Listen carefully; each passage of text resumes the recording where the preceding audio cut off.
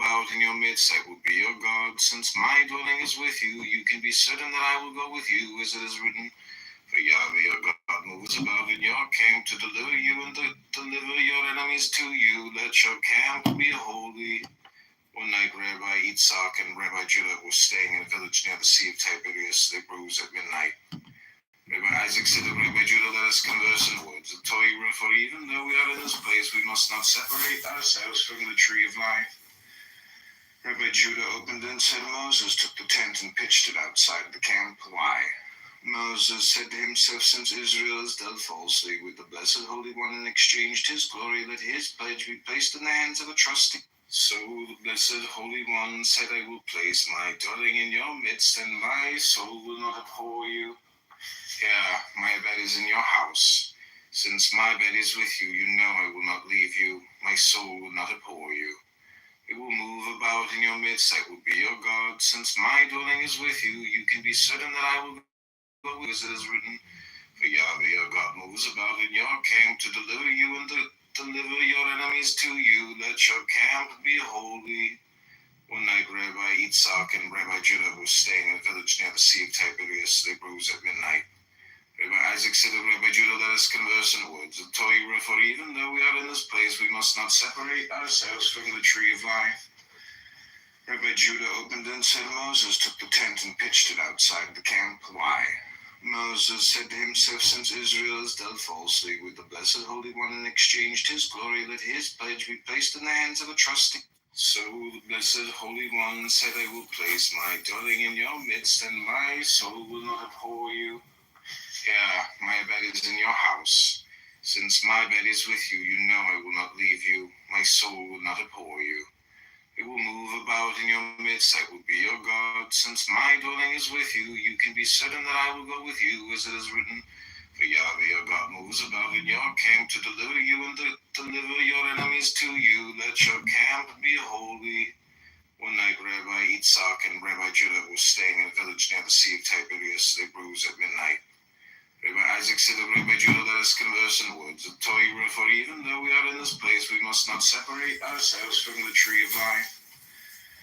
Rabbi Judah opened and said, Moses took the tent and pitched it outside the camp. Why? Moses said to himself, since Israel has dealt falsely with the blessed Holy One and exchanged his glory, let his pledge be placed in the hands of a trusting. So the blessed Holy One said, I will place my dwelling in your midst, and my soul will not abhor you. Yeah, my bed is in your house. Since my bed is with you, you know I will not leave you. My soul will not abhor you. It will move about in your midst. I will be your God. Since my dwelling is with you, you can be certain that I will go with you, as it is written. For Yahweh your God moves about in your camp to deliver you and deliver your enemies to you. Let your camp be holy. One night, Rabbi Yitzhak and Rabbi Judah were staying in a village near the Sea of Tiberias. They rose at midnight. Rabbi Isaac said to Rabbi Judah, let us converse in words of Torah, for even though we are in this place, we must not separate ourselves from the tree of life. Rabbi Judah opened and said, Moses took the tent and pitched it outside the camp. Why? Moses said to himself, since Israel has dealt falsely with the blessed Holy One and exchanged his glory, let his pledge be placed in the hands of a trusting. So the blessed Holy One said, I will place my dwelling in your midst, and my soul will not abhor you. Yeah, my bed is in your house. Since my you know I will not leave you. My soul will not abhor you. It will move about in your midst. I will be your God. Since my dwelling is with you, you can be certain that I will go with you, as it is written. For Yahweh your God moves about in your camp to deliver you and deliver your enemies to you. Let your camp be holy. One night, Rabbi Yitzhak and Rabbi Judah were staying in a village near the Sea of Tiberias. They rose at midnight. Rabbi Isaac said to Rabbi Judah, let us converse in words of Torah, for even though we are in this place, we must not separate ourselves from the tree of life. Rabbi Judah opened and said, Moses took the tent and pitched it outside the camp. Why? Moses said to himself, since Israel has dealt falsely with the blessed Holy One and exchanged his glory, let his pledge be placed in the hands of a trusting. So the blessed Holy One said, I will place my dwelling in your midst, and my soul will not abhor you. Yeah, my bed is in your house. Since my bed is with you, you know I will not leave you. My soul will not abhor you. It will move about in your midst. I will be your God. Since my dwelling is with you, you can be certain that I will go with you, as it is written. For Yahweh your God moves about in your camp to deliver you and deliver your enemies to you. Let your camp be holy. One night Rabbi Yitzhak and Rabbi Judah were staying in a village near the Sea of Tiberias. They rose at midnight. Rabbi Isaac said to Rabbi Judah, let us converse in words of Torah, for even though we are in this place, we must not separate ourselves from the tree of life. Rabbi Judah opened and said, Moses took the tent and pitched it outside the camp. Why? Moses said to himself, since Israel has done falsely with the blessed Holy One and exchanged his glory, let his pledge be placed in the hands of a trusty. So the blessed Holy One said, I will place my dwelling in your soul will not for you. Yeah, my bed is in your house. Since my bed is with you, you know I will not leave you. My soul will not abhor you. It will move about in your midst. I will be your God. Since my dwelling is with you, you can be certain that I will go with you, as it is written. For Yahweh your God moves about in your camp to deliver you and deliver your enemies to you. Let your camp be holy. One night Rabbi Yitzhak and Rabbi Judah were staying in a village near the Sea of Tiberias. They rose at midnight. Rabbi Isaac said to Rabbi Judah, let us converse in words of Torah, for even though we are in this place, we must not separate ourselves from the tree of life. Rabbi Judah opened and said, Moses took the tent and put outside the camp. Why? Moses said to himself, since Israel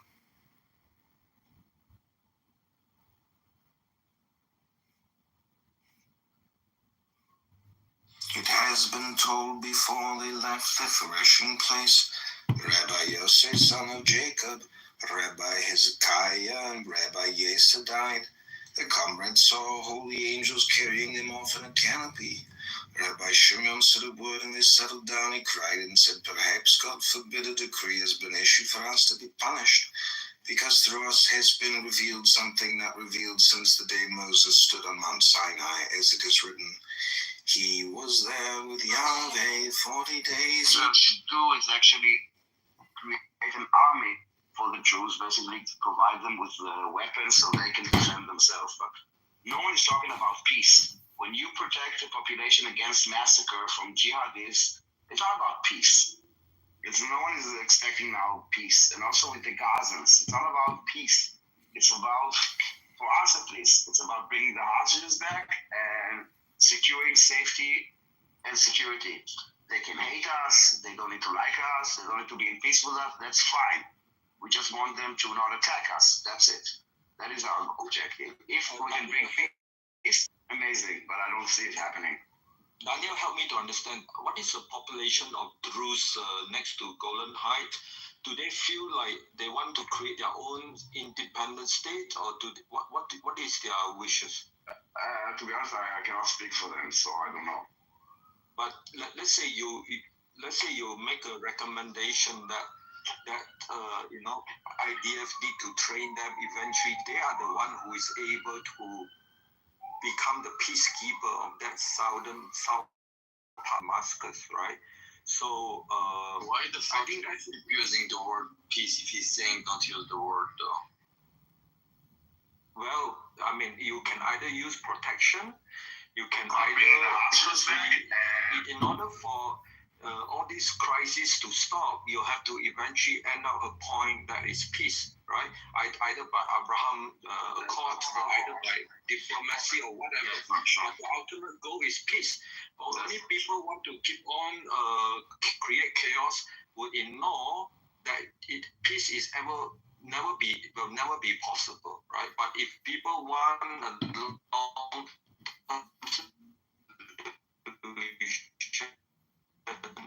we aim is to figure out how to achieve peace, and Daniel suggested that need to start training the community to be able to defend, and then if they can defend, then they can do what Israel is doing, peace through strength, right? So that's what autism, that's not what they have at all.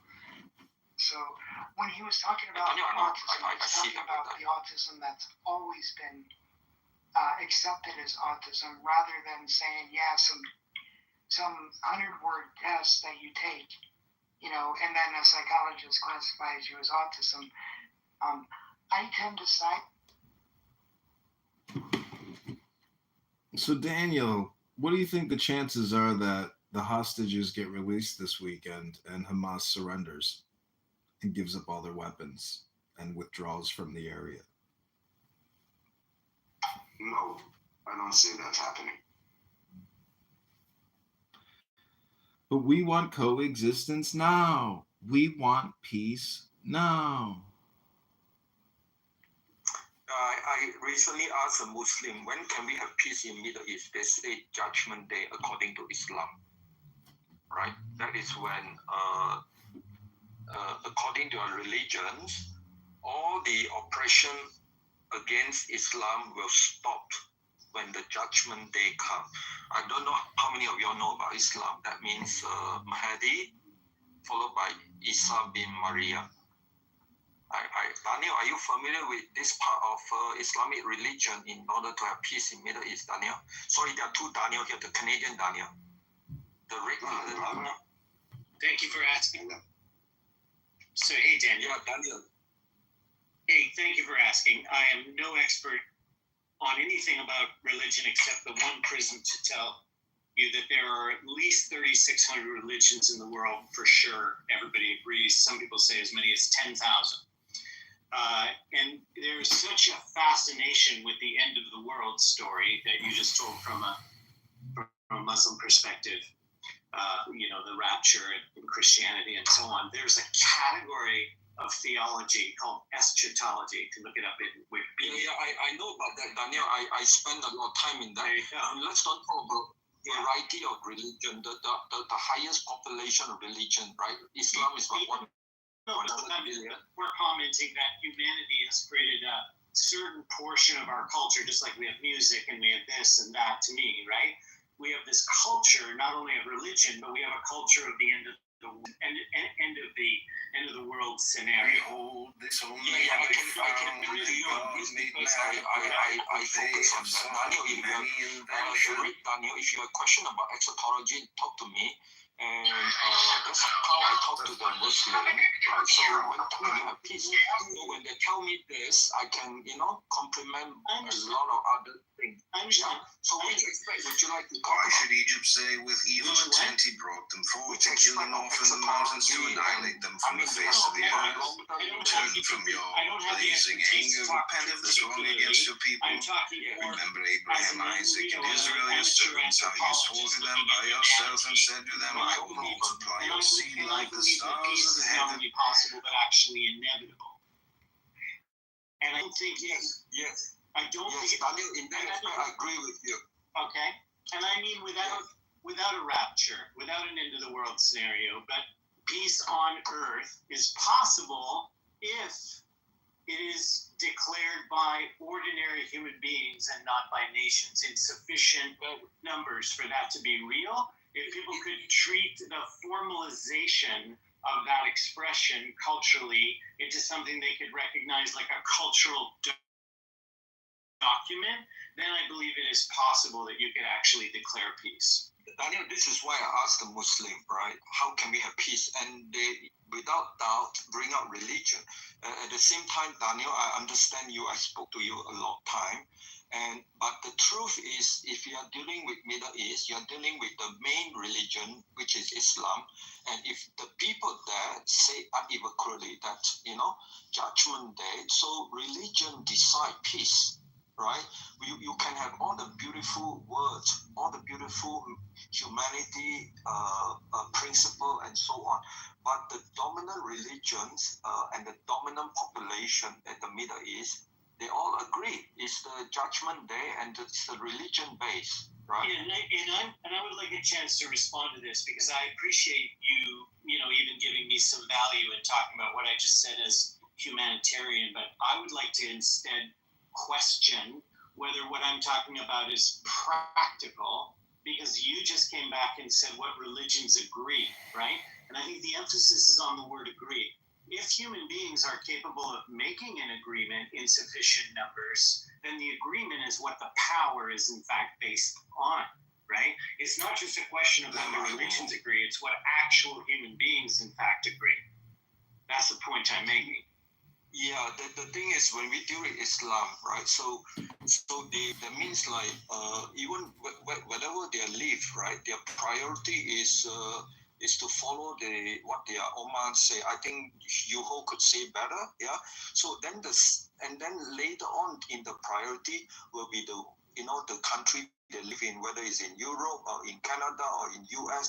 So whatever value, human value, humanity value, those come much lower in their priority.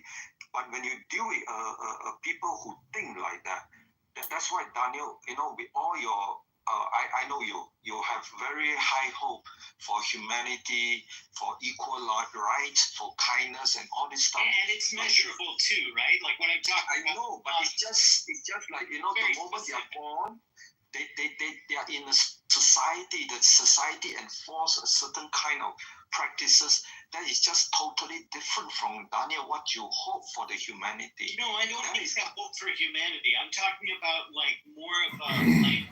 Like you say, I can speak this language so I can interact with these people.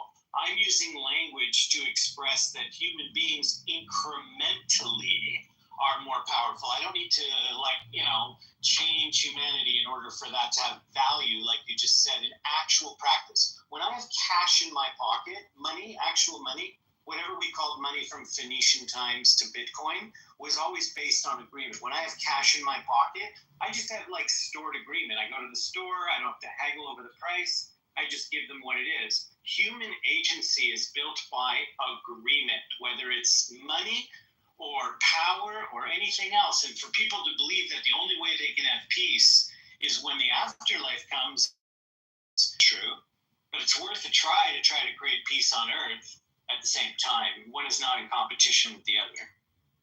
Okay, so Daniel, I understand what you mean by the choice of right word and all this stuff, but I think if you add more factor into it, that is beside those things you believe, the choice of language and the right word, and then you add Trump's, what he claimed to be ability to make deal, and then you add religion, and then you add all this thing, then the power is even bigger. The chances of bringing peace is bigger. So just using 1 out of 4, which is what you claim, is not going to give you as much leverage and power compared to using everything.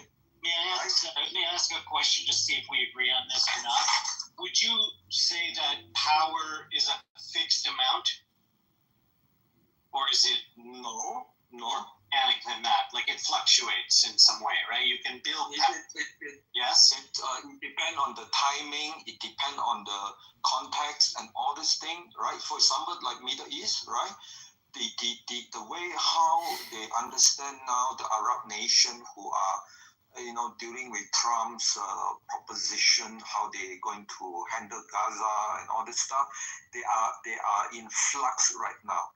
They used to be thinking during Biden's time, yeah, we have this formula, we are doing it and it's fine, we can just let it go, we don't have to do much. But when they are dealing with Trump, they have to keep adjusting, keep changing. It's a lot of stress, right? When this stress happens, then it can sometimes go high, sometimes get low. When you strike at the right time, then they are more willing to make a deal. So, and nothing of people to do. Can I ask you a question in this case? Yes. Which is of more power in any situation, the fighting or the deal? Which one? The one with the more wisdom is not to involve fighting. Talking. Okay, so we could agree. It's about the deal, not about the fight. Sometimes the fight is costing blood, time, and treasure. All right. Yes. Yeah. So I'm just going to suggest that the idea that power is limited comes out of our belief for the tens of thousands of years of scarcity as a generality, which for most, if you've been 100 years ago, you've been asked the question about general scarcity and general abundance, right? So for thousands and thousands of years, we have come under this, there isn't enough to go around, so we have to divide it up. And now we're at this place where that's not quite the case. And the nations of the world that you're talking about are not really the only game in town anymore. I don't know if you realize that. Like, we could talk about money that's been invented that used to take countries to invent. That's a truth. That's a fact. Doesn't matter if people believe it's stupid or real or not. Can we restrict to Middle East? Well, in the Middle East, I think I guess that's why we're having two different conversations, because you're restricting it to the Middle East. And I'm simply saying that the way you overcome war is by planting the cultural roots to do it, not the not the geopolitical ones. Those you cannot enforce those, but you can absolutely. Daniel, I spoke to you a lot. I understand. I'd like to finish what I'm saying, Dave. I know you've got different. I appreciate that. Yeah. But I'm answering your question is that there's a tortoise and the hare here. Okay.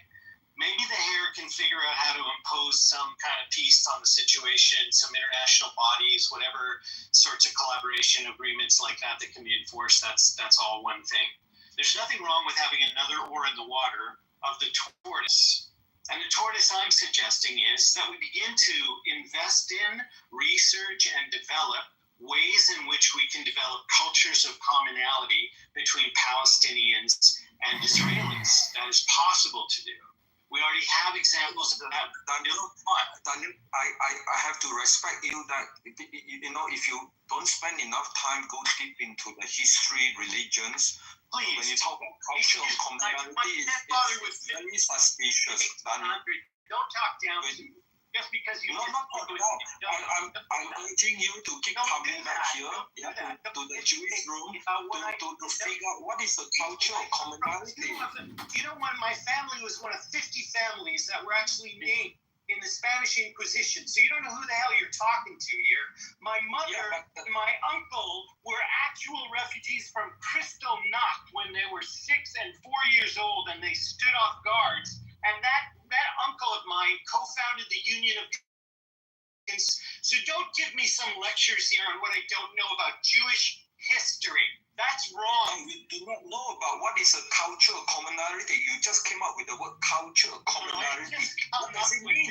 What is the cultural commonality between Palestine and Israel? What do you mean by this? You are a warrior yourself, Dave. That's why you can't tolerate to hear somebody you disagree with. No, I'm fine. Just define what is cultural commonality between Palestine and Israel. I know what you're saying, but you're attacking. You're not conversing, and everybody can hear. Go ahead.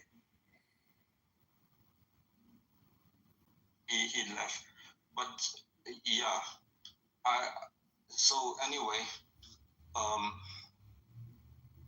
we have people who are left. They look at the world, with high expectation from humanity, equal right, kindness, compassion, and everything. But for Middle East, if the main population there decided that Islam, the religion, is deciding when there will be peace, then all those high value may not work sufficiently. Right? See, Dave, your problem is you're making an all or nothing statement about Islam making decisions when it's really people making bad decisions. And when you pick up a firearm and you start shooting at somebody at a checkpost, you can expect, an Air Force to respond and bulldozers to come in. There has to be a zero tolerance for terrorism. There may be domestic disputes, but when you conduct, organized terrorist activities, that's murderous mafia activities in the military and police. Everyone has to respond. So the point is, like Daniel said earlier, Israelis just want to protect themselves and they want to live in peace and they don't want to be harassed and murdered continually and rockets shot at them in never-ending amounts. So the point is, Dave, when people start getting past politics and start actually seeking peace in their lives as opposed to being violent terrorist assholes who commit murder, which I don't think you can expect anytime soon. So don't live in delusional la-la land. You can expect terrible people and horrible governments to do terrible and horrible organized events against Israelis. Jews in Israel, they will always be a target, but they will always be strong and they'll always respond with force. So, buyer beware. And essentially, fuck around and find out. And that's what people will have to deal with if they fuck with Israel. Out. It won't be pretty for you if you fuck around. Israel's very strong and you will suffer the consequences. So there's really nothing to debate, in my opinion. These coexistence rooms are really just projection rooms for people to come in here, spout their propaganda, and then go about their business and go take a shit in the afternoon. I mean, that's about it. These rooms are pointless and just for comedy and entertainment purposes. Don't delude yourself and be a schmuck here either. Thank you. I am complete. Yeah, comedy. I think pretty much 100% we are alignment. What you need to know is, if you look at the world map, right, you have North Africa, you have Middle East. These are all previously non-Islam, but through series of caliphate, they become Muslim country. And a lot of the people there, if you pay them certain amount of money, they can be here 24/7. They can be here organizing open room 24/7. They can be here open room and like you say, for entertainment, for whatever purpose, recording the conversation and then make the money out of it, and so on and so on. So that's why coexistence room, something like that, could be one of the way to record and sell the recording and make money, right, as part of the entertainment. But so peace through strength is what you just say, comedy. What you say about Israel is peace through strength, right? If you F Israel, if Israel F back, right? So that is called peace through strength, right? And the problem is, like you asked Daniel, right? How about the hostage and everything? So a hostage is a weapon to divide the Israeli society. That's it, period, right? So, but still, there is additional wisdom, right, in the Middle East. That is like, for of year, there are a lot of history to state that the people there believe in religion, and they have seen how religion can decide whether a side win or a side lose. And this remained the same in 2025. This aspect, which I just say when I ask Muslim, yes, it's a religion decide. But if you come from the left, from Western society or whatever, you would ignore this. And then whatever word you say is just not as powerful as combining all, right? And from the religion perspective, the end is near. The Muslims say so, the Christianity and the Jewish people who read their Bible say so. So these are additional wisdom on top of normal languages. What Jewish scholars said the end is near? Well, you speak to rabbi, they always say Messiah is coming soon. No. Well, they said it like 2 years ago, 5 years ago, 10 years from now. Basically, it's more of a wishful thinking that the Messiah should come, but no one said that the end is near, at least that I heard from. I don't follow the Muslim community, but I didn't hear it coming from anyone that I heard of in the Jewish community. So Daniel, the problem with when I speak to Orthodox Jews here or secular Jews here, I mean, they don't even know much. But I speak to Orthodox Jews here, right? So they just read the Old Testament, right? But when you are speaking to Messianic Jews who combine Old Testament, they are Jews, Old Testament and New Testament, by combining both, you have a higher chance to understand that the end is near, right? So no, they don't. To be honest, no. This is basically a part of their ideology that at some point the Messiah will come, and then 1, 2, 3, and they are always hopeful that the Messiah will come, not specifically about something that is happening right now. And you know what? If they do believe it, then great for them. They are about to, as you say, find out. Yeah, Daniel, the thing is, Israel is getting a lot of help from US, right? So US with Trump cabinet, right? He is historically, since the foundation of America, historically has the highest number of Catholics. These are the people who read both Old and New Testament. This is how they look at Middle East. They look at the Middle East, they know the end time is near. They are planning all the provision, military support, whatever, to get there. and they are looking at Middle East from the combination of Old and New Bible. The problem is the Orthodox Jews here in Israel only look at the Old, therefore they couldn't understand the American who are coming to help them. This is another limitation. Yeah, again, I'm not sure. I'm not sure that I get exactly what you're talking about, and I don't say it more like maybe I'm missing your point. I don't understand what I'm saying is that America is determined to help Israel because they read the combination of Old and the New Testament in the same. I'm not sure. I think that it's common values, and I think that the Trump administration understands exactly what we're fighting all against. I don't think it has to do with Judaism or Christianity or anything. It's about we have a threat. When they select the United Nations representation of U.S. to United States, at the Senate inquiry and everything, Bible are quoted. The Bible are quoted during but I don't think they really understand it. I don't think the Bible has anything to do with it. You cannot underestimate. I mean, the U.S. ambassador to U.S. To Israel is the most acknowledged Bible understanding. He really understood the Bible. I'm not sure that the Bible has anything to do with it, but the Bible has nothing to do with it. I mean, Daniel, I just want to ask you, right? Look, if Israel get a lot of help from America, and Trump is going to bring religion to in a way that has never been done before. He's very serious about religion. He speak religion. He organize and pray national prayer and all this stuff. I get it. I don't think that religion has anything to do with it. I'm just telling you. It's about humanity. It's about morality. It's nothing like. Listen, I'm not a religious person, okay? And I can tell right from wrong and good from evil, and it's not that hard to understand exactly what evil is fighting. I mean, I think even the pro-Palestinians, even though most of them are dishonest, would admit the fact that taking a hostage is a crime against humanity, and it's a war crime.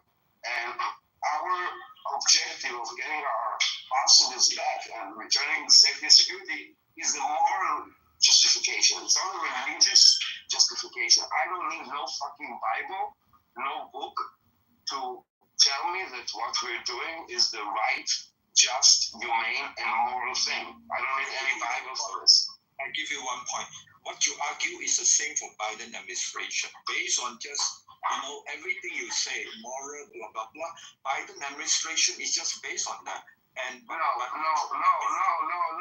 Biden administration was doing virtue signaling of it. He was faking humanity. When you say both sides, then you're not taking a stand. When you say, okay, well, there's the jihadi side that took hostages, and there's the other side that they took hostages from them. No, it's not two equal sides. One side is wrong, one side is bad. And I think morality is having a clear stance against what is right and what is wrong. And I think this is where, and I think one of the reasons that the Biden administration actually lost is because they were trying to please both sides. And you cannot please both sides. You do need to have a stand to what is right and what is wrong. Yes, you're correct. And this is why when it's only because Trump understood which side the Bible stand, so Trump chose a side that is more favorable to Israel. Biden does not see both side differences, right? And Trump see both sides are very different, and he chose a side that Bible favor, and that's why you're getting all the support you're getting from Trump administration. Well, Biden was a very big Zionist and all it helped us, but I think as the war progressed,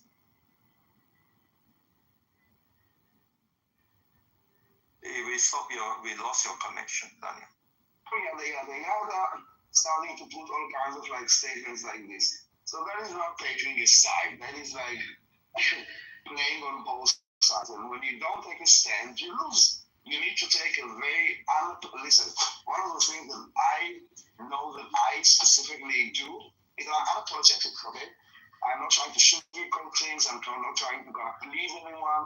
I will call things as I see them, and I will not be apologetic for it. And I think that what the Biden administration did was trying to be apologetic about it. And you don't need to be apologetic about defending what's right, moral, humane, and just, and legal.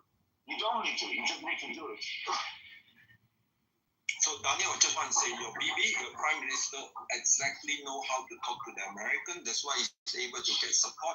And part of it is he understands how to use Bible to talk to the American, and therefore is getting the support. Whether you don't agree with me, doesn't matter. But your Prime Minister align with this kind of communication. I don't think that religion needs to be a justification. I think it's a very bad position to go.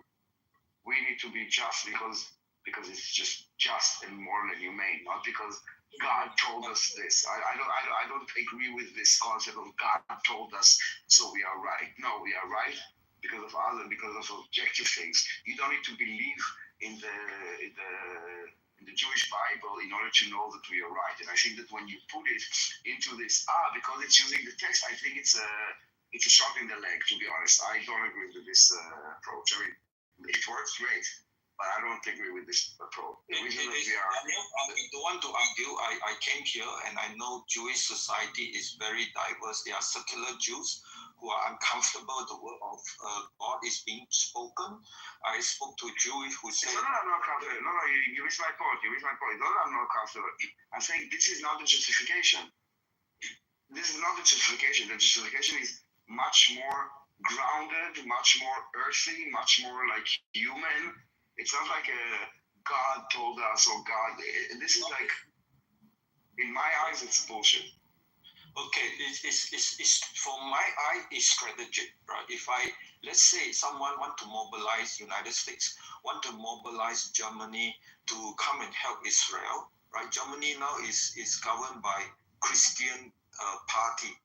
Trump is pushing Christianity like crazy, right? If someone want to make Germany the important leader of Europe, and Trump, right, he claimed to have a power that want to help the world to come and solve Middle East.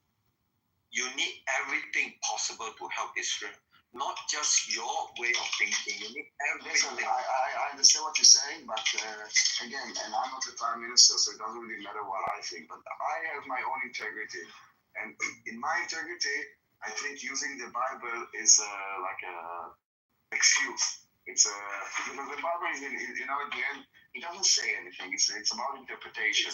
Okay, Daniel, last argument, right? I already told you, right? So Sun Tzu art of war. You know yourself, you know your enemy. When I speak to your enemy, Muslim, how do we stop the war? Yes, for them. It's a religious war. I'm not saying that it's not. I'm saying for us it's not. But one thing, I might lose you because I'm just boarding the train. I'm still here, but I might lose you. Yeah, sure. It's a complex topic, but if your son's enemy want to speak in religion, then if you want to win, you have to figure out all your cards, including religion cards, and then you speak to your enemy and eventually make the peace happen. That's all. I understand you not peace. But no one's talking about peace. Well, I asked the Muslim, when can we have peace? He said religion, right? So we need to use all What does it mean religion? That's like a stupid. What does it mean religion? That means like from Muslim point of view, you know exactly all the signs that will have to happen before the peace will happen. Yes. What are the specifics? Religion is a general statement. What is Islam. You are dealing with Islam. Yes, but you're saying the same thing. It's just a vague thing, religion, Islam. What specifically? Listen to me. What specifically do they mean? Religion exists. I'm going to tell you now. So from the Muslim point of view, 1.7 billion, right? They are looking for one person. And this person is called Mahdi. They are waiting for him. And according to their Quran, when this person comes, he will stop the struggle, oppression that is happening to the Muslim. And just like oppression happening to Pakistan and so on. How will we stop it? In what way? What is the solution? For that, you have to speak to Muslims. For that, you have to go into Quran. That's evil. That's the entire question. How? They're saying religion is like, so stupid. Out of war, your enemy think like that, and you call it stupid, then you can forget about peace. You can forget about the fact that they will stop attacking you. They will keep on attacking until you give up. But if you accept the fact that all you have to do is to understand what would motivate them to stop, they say specifically. But I know, no. The thing that will make us stop, is if we are either dead or not dead. That is the peaceful solution to ethnic cleanse or genocide the Jews. This is what they mean by religion.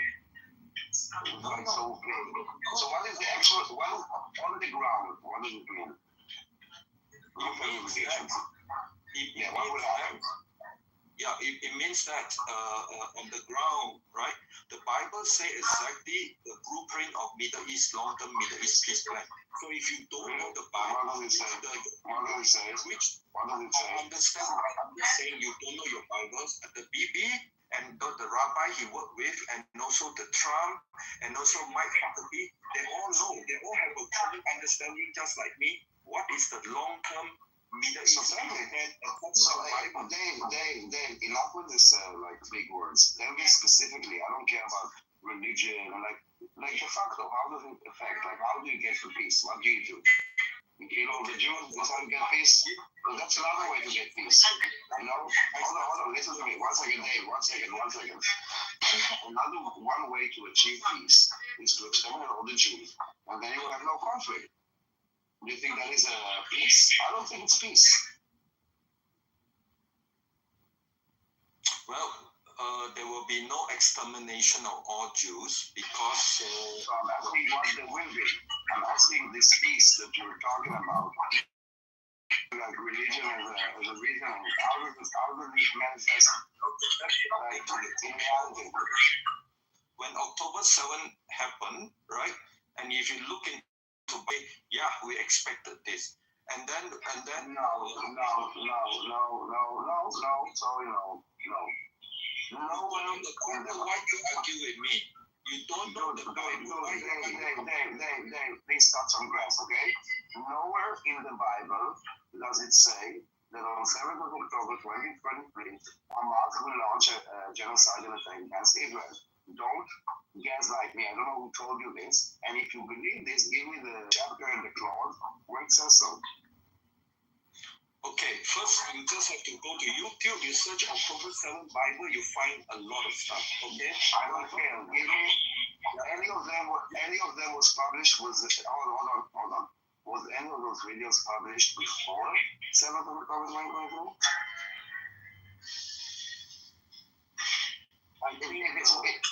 If it's there, and it's written there as you claim, then obviously we can read it because we have this text for thousands of years.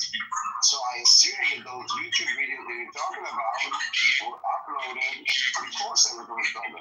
Because going like retrospectively and finding something that will maybe be understood, that's easy. Show me a video from before 7th of October 2023 that says so. I would love to see. Yeah. So the long-term Middle East blueprint is written 2,500 years ago in the Old Testament, right? And now, I'm just telling you, the Old Testament is written 2,500 years ago. That's correct. Yes, that's correct. About things that happened thousands of years ago, not now. has been written there, and people are looking to it for all the possible signs that could lead to the fulfillment of those prophecies. Right? So, but there is hold on, what prophecy? The prophecy is one day. Show me. I want to read it in the original language. Show me what you're talking about. Isaiah 19. Which one? Isaiah 19. Again, you're trying to. Isaiah 19. Isaiah, the book of Isaiah, chapter 19. What is Isaiah? How do you write it? Yeah. Isaiah. I'm going to look. Just hold. I look for it. Okay. Okay.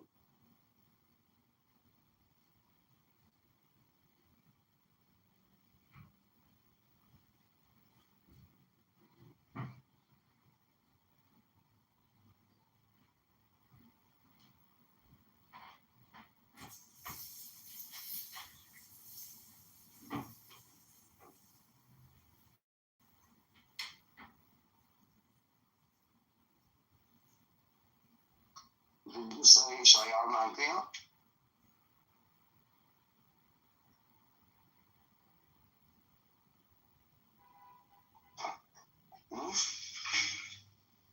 Did you say Isaiah 19? Yes. Hold on, pacing now. Okay.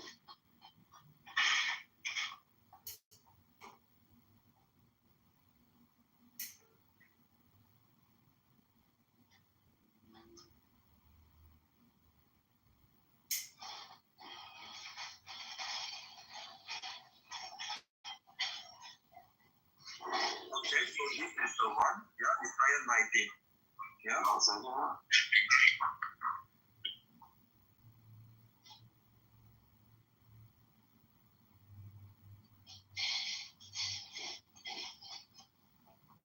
Okay, so yes, I think we're talking about Isaiah 19. So Isaiah 19 says, "Nisam Israel ine Adonai Eloheinu, al kal bam Israel v'lau elei Israel v'lau Israel imas v'timah."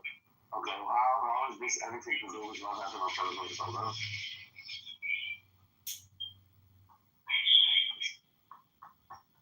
Wait for a moment. Like I read it in the original language and I don't see any. Okay, let me explain to you. During October 7th, we never believed peace would come. During August 2024, we also don't believe peace will possible.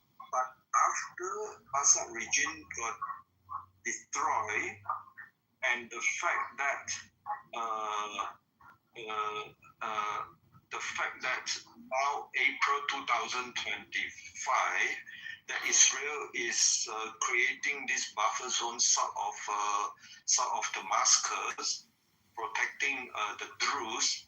For the first time, we see a possibility how this peaceful area extended from Golan Heights to this peaceful area, including Assyria. I need to stop you again. You're using the word peace, and I don't know where you're from. And I don't think you understand what peace means, okay? Peace means that we don't need an army, okay? Peace means that we don't have to have guns and checkpoints. You're talking about peace as if it's like something that it's even in our reality, and it's not. So it's kind of weird to me. And also I read this pasuk, this chapter, and loosely translated into English, it says, "The Egyptian pronouncement mounted on a swift cloud, God will come to Egypt. Egypt's idols shall tremble in response, and the heart of the Egyptians shall sink within them." How does that have anything to do with 7th of October, which has nothing to do with Egypt or the Egyptians, and it doesn't talk about an attack? Like it's not a clause, just like a clause that talks about Egypt. How did this convince you to believe that this is anything to do with 7th of October, or this is some kind of a prophecy that was known before? And I would ask you again if you will find any YouTube video stating any religious text saying that, oh my God, something is about to happen with Gaza or with No, you do it after the case or before. The thing with prophecy is that you're supposed to know it before, not afterwards. Daniel, same thing. When you speak to Muslim, they always say like, "Give me one sentence answer. Give me one sentence, or give me yes or no." Right? So it's a complex thing. I'm not talking about yes or no. I'm not talking about yes or no. No, I ask you. No. Listen. I'm not one of the weird people that you used to talk to. You said that there is a clause that is a prophecy for the Old Testament, and then I asked you which one is it, and then we read it together. I'm saying it has nothing to do with anything. And I'm asking you again if there's any video that says that this will happen before 7th of October. I'm not asking you for a yes or no question. I'm asking you to actually tell me what the fuck you're talking about, because it doesn't make any sense to me. And from what you gave so far, this is the first time I point out to you. It might take weeks to months to slowly bring all the stuff together. I can't do it in 30 minutes or 1 hour, right? So let's agree. So okay, I got it. There is nothing in the text that says that this will happen. There is no prophecy about it, and it wasn't in the text. And anyone that says anything different is just bullshitting it and manipulating it. Just basically look. There are scholars. There are people who specialize in this topic. They are publishing books and everything, right? So yes, I'm asking you, did they publish anything before 7th of October? So show me this publication before 7th of October. I say it will take weeks to months for me to gather those things slowly and feed it to you. You cannot respectfully yes or no. I'm not asking for a yes or no, Dave. Like, I mean, you don't sound like a stupid person, and I'm definitely not a stupid person. So why are you manipulating what I say? If you don't have an answer, you don't have an answer. Don't manipulate what I say. I never ask you for a yes and no. I'm asking you for proof of the things that you're claiming here. I'm asking you for being patient. And right now, I'm asking you for being patient. Okay, patient. Okay. It's all about patience. Listen, dude. You said something that scholars said that in the text they could see that 7th of October will come yada yada yada. If you don't want to make this claim, that's great. We can move on. But if you do want to make this claim, I can allow to ask you questions about it without you dismissing it as yes or no, because it's not a yes or no question. I'm not asking you yes or no question. I'm telling you, like, show me what you're talking about. And if you cannot, which is fine, then I'm not sure how you can make such a claim without this. That's the only thing that I have. I'm asking you for patience because even I discussed that with Christian, we have to go. So how do you make? I'm not. You don't need to ask me patience. You just need to give me something. But you gave me nothing. You gave me one verse that says nothing about it. I have all the patience in the world. Give me whatever you have. And I'm not attacking you. I'm just asking you to see for yourself if those things are actually proving anything that you're claiming that it does. And I don't see it. That's it. And if you don't have it, you cannot assume you are secular Jews. Yes. Okay, that's good.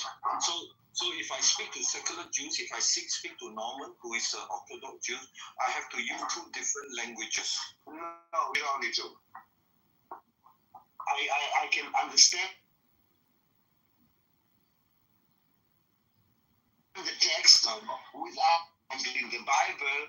I can say, okay, God commands it. I don't believe in it, and I will not follow it. But I can understand it. I do speak Hebrew as my mother tongue. I can read the Bible and understand what it means. And the verse that you gave me says nothing about anything related to 7th of October, Gaza attack, massacre, hostages, killing people, attacking, nothing of that sort. It talks about Egypt and what's in the Egyptian heart. That's it. I can speak Hebrew. I don't need to, and probably I speak Hebrew than most or many religious Jews. that they speak Yiddish or they speak English. I actually speak Hebrew. So don't dismiss me. The text I share is shared 3 nations. Why you only out of the 3 pick Egypt? Why don't you talk about the other? It doesn't say 3 nations. Read again. I just posted in the comment. Read again. We saw Mitzrayim is Egypt. Here, Yahweh, which is God, rode in a cloud and came to Egypt and now moved the goddess of Egypt away from him, and the heart of the Egyptian will melt within them. What 3 nations do? Read the comment I posted here. Read the comment. Isaiah 19 speak of a prophetic highway connecting Egypt, Israel, and Israel. What are you talking about? Hold on, dude. You gave me a shot. The comment I pasted below. One second. Let me just find my bus station first. Okay. So the comment, the super corridor is often interpreted as a future path and peace in the Middle East, where these historically significant regions will come together in memory. Okay, that's even the one before that. Read the one before that. 19 speaks of prophetic highway connecting Egypt, Israel, and Assyria, symbolizing unity and worship. You know, even reading from your interpretation, it's literally the opposite of what is happening on the ground. Like literally the opposite. It doesn't mention war, it doesn't mention massacre, it doesn't mention mass killing, it doesn't mention like attacking civilians and poor women, it doesn't mention genocide, it doesn't mention hostages, it mentions peace between Egypt, which we have for decades, and Syria, which we don't have. So how is this a prophecy for 7th of October? I'm honestly trying to understand how did it convince you that it has nothing to do with any of it. Like, I'm trying to really understand your logic. Not attacking you, obviously. Yes. No, it's fine, Daniel. I just don't get it. Yeah, I mean, we spend hundreds of hours, right? I mean, we looking at all this stuff, and of course you say a lot of things, and it reflects you have not gone through this 100 hours, so there are a lot of things has to build on top of each other to get to, understand how Bible communicate, right? So October 7th, there's no Syria involvement. Israel is not beyond Golan Heights, but by March, April 2025, we now see Israel going deep into Syria. For me, this is a progress. But hold on, but listen, you're talking about a new topic. I'm still at the clause of the Shammai 19. Are we moving? Because Syria is not mentioned here, okay? There's only one. Syria, 3 nations is not mentioned. There's only one country. No. I will read it to you again. And the word Egypt repeats 3 times, but it's always the same word. Egypt, and Egypt. Okay? The word Egypt repeats 3 times. Not Israel, not Syria. Let me go to, I don't know which verse do you read, but you gave me Isaiah 19. Yeah, but within Isaiah 19, there are many verses. I don't know which one you read. I'm reading from the beginning. Masar Mitzrayim, Mina Adonai, Rockford, Al Adonai, Ruba Mitzrayim, and our name Mitzrayim, but Ruba Mitzrayim is not the Kitover. To read the whole chapter? Okay. I thought you were talking about the verse. Yeah, the verse. The chapter. Okay, and I will incite Egyptians against Egyptians. I'm Egyptian here. I'm telling you the truth. I'm Egyptian. I can speak Egyptian and Hebrew and German and a little bit of English. So what exactly are you talking about? Go for it. Superman, mute up and listen. If you don't understand, maybe you should listen and then you will understand. So I'll read it again. Daniel, you just said Egyptian. I'm Egyptian. What are you talking about? That's amazing. So mute up, use your ears, not your mouth, and you will understand, okay? And I have here my friend, he's Egyptian too. Say hi. So mute up, listen up, and you will understand. Got it? So I'm reading it again. Don't raise your voice. So I'm reading it again. Talk about Egyptian, I'm gonna listen, okay? Go for it. Okay, I'm talking about Isaiah 19. Yeah, just raise it. Verse 23.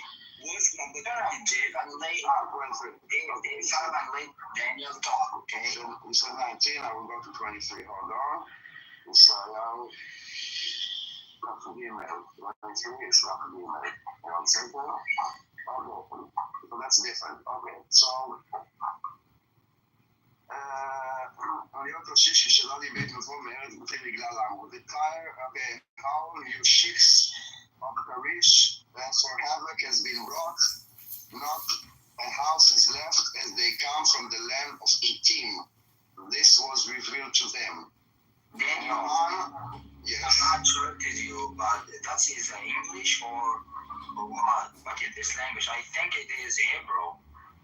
The Bible is written in Hebrew, and I'm reading in Hebrew. I can speak Hebrew. Okay, so I'm reading it in Hebrew. And I'm also translating it to English so you guys understand. But I understand Hebrew. Could you say it in Hebrew? Just Hebrew, no English anymore? Go for it. Yes. I'm not sure that you will understand. מסך זה מללו אוניות תרשיש כשדד מבית מבוא נגלה למו. דמו ישבי אי סחר צידון עבר ים מלאו. ובמים רבים ורע שיכר תחזיר יאור תבואתה ותהי שכר גויים. בושי צידון כי אמר ים מעוז הים לאמור לא חלתי ולא ילדתי ולא גידלתי בחורים ורוממתי בתולות. כאשר שמע למצרים יחילו כשמע צר. עברו תרשישה Hello.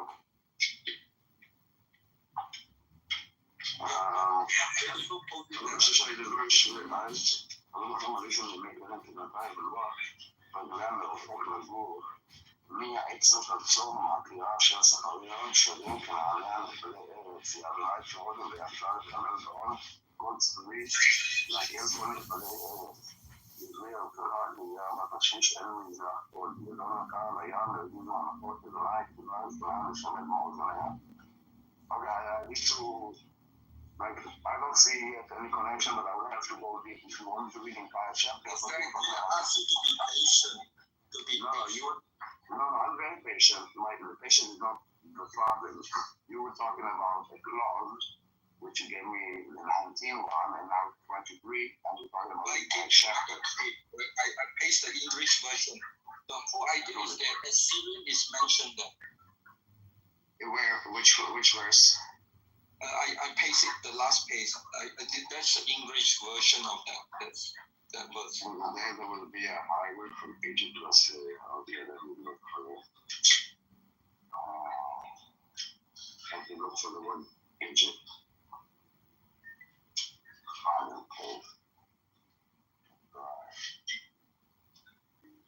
Okay. I don't see the word. Can you tell me? Okay, maybe for instance, but I don't see like the entire chapter, the word Egypt is mentioned once. And they're not talking about Syria in that clause. So I'm trying to understand what do they mean by Syria, because obviously it's not mentioned by name, but maybe by kind of a description. But I don't find it here. I see Canaan. Sidon, maybe Sidon is what they're talking about. Okay, anyway, it feels like a very far-fetched thing, and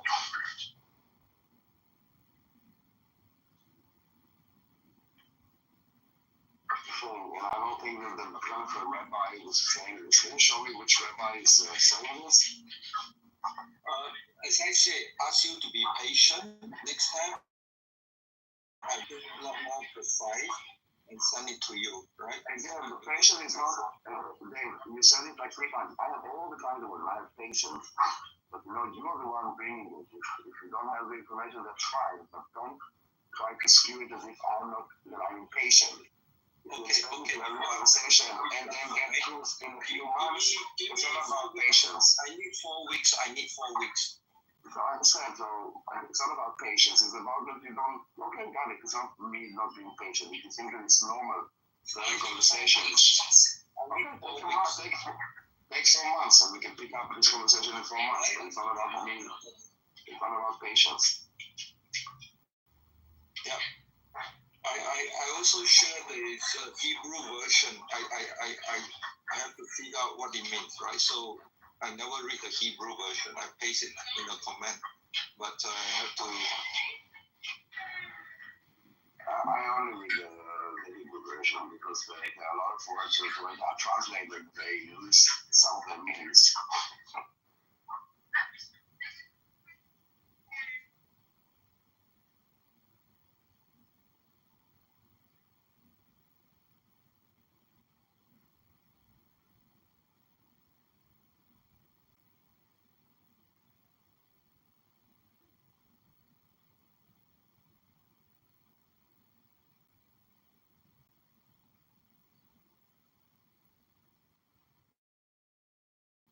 So Daniel, in the Hebrew is called Ashur.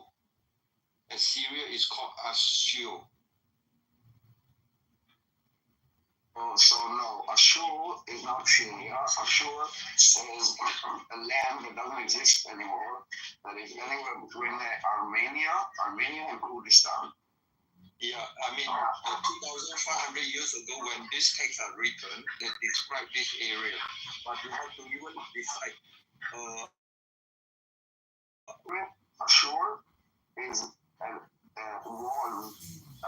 land, a state, a country between Armenia and Kurdistan, not Syria. The kingdom of Ashur. It's like we're talking about like 250,000, it's like 5,000 years ago. But the places where it is here, I can show you a map where it is. It's not close to Syria, so that's a weak translation to Ashur. You can also Wikipedia it.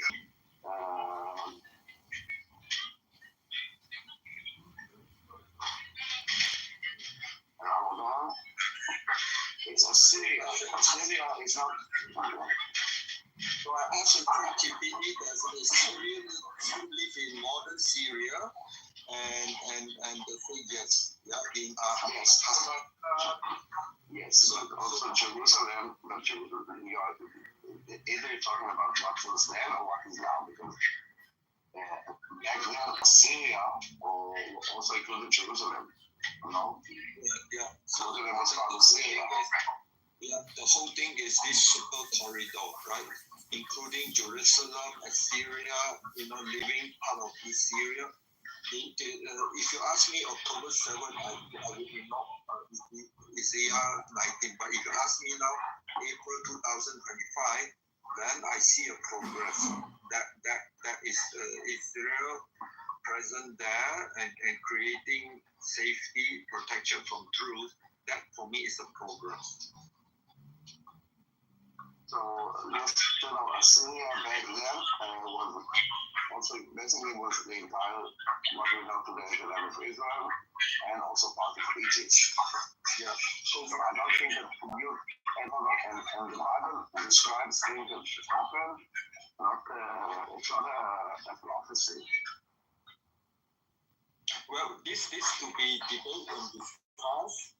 And we have to go back to the time point of Isaiah when he's writing that, and then that's how he understands the world. And then when Assyria means Egypt, he wouldn't have to write Egypt anymore. He said Egypt to Assyria, right? So So that's what he understood. And we have to figure out the text in the past. What exactly Isaiah talking about. That's why it's not going to be a quick thing. He will take whatever he was talking about is, I'm not sure how whatever he was talking about 5,000 years ago is relevant to what's happening now, to be honest. I think it's a bit of a... Just telling you, there are many scholars writing about this. Yeah, there are many scholars. Which one? Is what I asked. Any of them.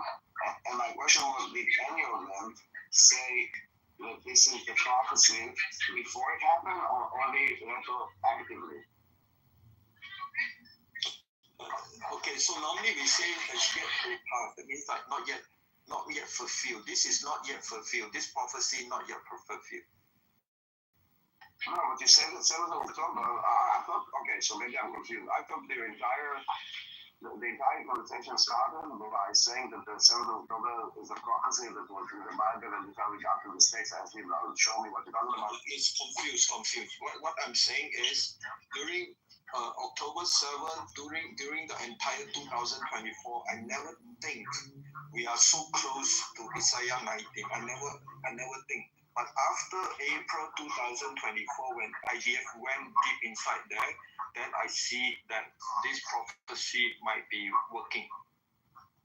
Who said it's a prophecy? This is what I'm trying to understand. Like you're making many assumptions that I don't see. So let's one by one. First of all, who said that it's a prophecy? First, I ask you, is Isaiah a prophet or not?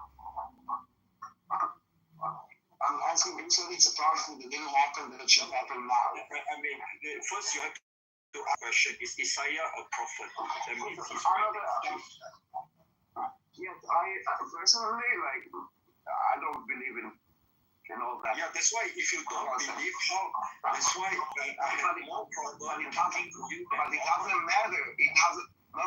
It doesn't. Actually, it doesn't matter because if it is a prophecy and it's so obvious, what I'm asking you, and I asked you a few times, if it's such an obvious prophecy that all those smart scholars could say that it predicts 7th of October, so what my humble request is, can you show me any one of those prestigious scholars that said this claim before 7th of October? If this is a prophecy that is so obvious what they're talking about, I'm just trying to understand if any of those smart people could figure it out before it happened. Because retroactively, we find connections. Okay, this is, I mean, obviously, you will find many clauses that talk about the region. We live in the same area.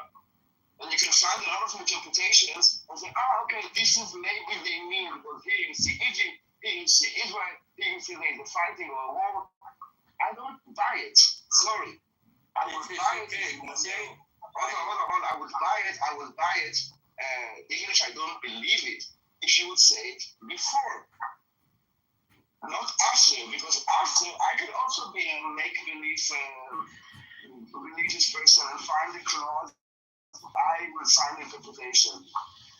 But if it's a prophecy, the idea is that it's before it happens, not after. That's it. Yeah, this is a prophecy because it's not yet complete. Anyway, I got to my destination, so I need to shut down here. Yeah, I need a month, Daniel. I need a month, okay? A month? I need 1 month, at least 4 weeks. 1 month or something. No problem. All right, so I have a month. Okay? Talk to you later. Okay, bye-bye. Yeah. So, guys, I got to go, right? I'm here to kind of get Daniel to, get his point of view. So, committee, do you have anything to say before I close the room? Yeah. So, I guess I close the room, yeah?